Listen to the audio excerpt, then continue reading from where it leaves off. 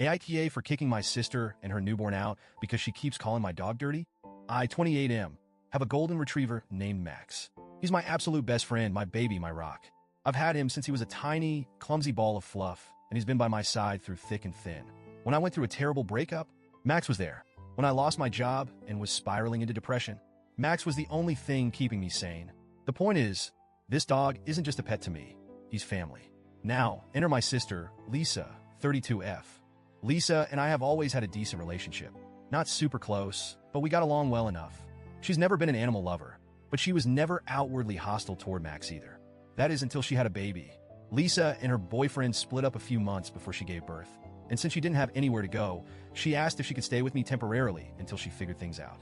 I said yes, of course, because, well, she's my sister, and I wasn't about to let her be homeless with a newborn.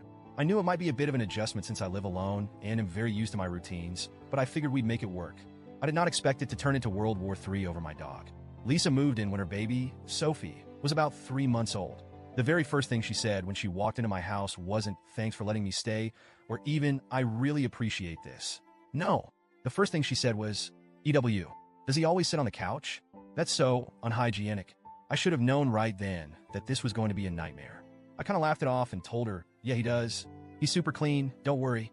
She made a face but didn't say anything else at first. Over the next few days, the comments kept coming.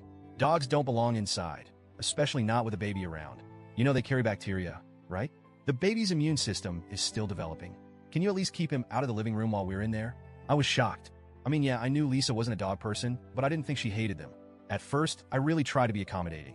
I agreed to keep Max out of the nursery because, fine, that's her space, and I get wanting to keep it baby-proofed. But it quickly became clear that wasn't enough for her. One day, I caught her with a bottle of disinfectant spray, soaking the couch where Max had been sleeping. I mean, the cushions were literally wet. "What the hell are you doing?" I asked. She looked at me like I was the crazy one.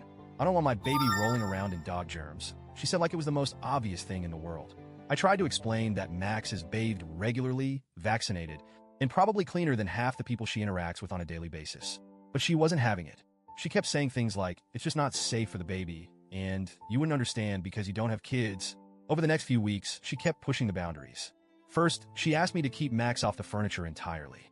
Then she wanted me to keep him out of the living room when she and the baby were in there. Then she suggested I start keeping him outside. That was when I finally snapped and told her, "Lisa, this is Max's home. He is not an outdoor dog, and I'm not going to start treating him like he's some dirty street animal just because you have a baby." She acted all offended, like I had just insulted her child, and said, "So you're choosing a dog over your own niece?" I told her it wasn't about choosing anyone. It was about basic respect. I let her into my home, and I was happy to make reasonable accommodations. But I wasn't about to start treating my own dog like a second-class citizen just because she had a problem with him. She huffed and stormed off, but the tension only got worse. The breaking point came about a week later.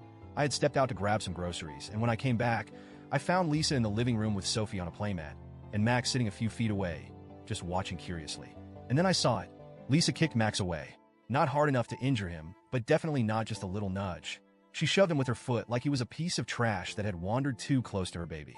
Max didn't react aggressively. He just looked hurt, confused, like he didn't understand what he had done wrong. That was it for me. I completely lost it. I yelled at her, telling her she had no right to treat my dog like that. She started yelling back, saying I was overreacting and that she was just protecting her baby. I told her she had such a big problem with Max. She needed to leave. She started crying, saying I was kicking out a single mother and her newborn over a dog. I told her no, I was kicking her out because she was being disrespectful, rude, and borderline abusive toward my pet in his own home. She packed up her things, well, just a few bags in the heat of the moment, and left crying. She ended up staying with our parents. Now my parents are furious with me. They're saying I should have been more understanding, that Lisa is hormonal and struggling, and that I should have put family first. I keep hearing the same line over and over. A baby's health comes before a pet. And yeah, obviously, if Max was actually a danger to Sophie, I would understand. But he wasn't. He was just existing in his own home, minding his own business. And Lisa was actively mistreating him. I feel guilty because, yeah, I did kick out a struggling new mom. But at the same time, I feel like I had to. She was making my home miserable. She was treating Max terribly. And she was acting like I was in the wrong for not wanting to exile my own dog. So, Reddit, AITA?